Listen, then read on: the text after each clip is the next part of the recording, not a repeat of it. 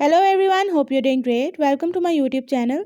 In my today's video, I'll be telling you how to fix black screen problem in your device Samsung A52. So if you're having any problem like white screen and grayscale screen in your device Samsung A52, you can fix it by following a few steps which I'll be sharing with you in my today's video. But before that, don't forget to hit the red subscribe button and the bell icon so you're the first one to know when I upload anything new. Now watch this complete video and you will learn how to fix black screen, white screen and grayscale screen issue in your device.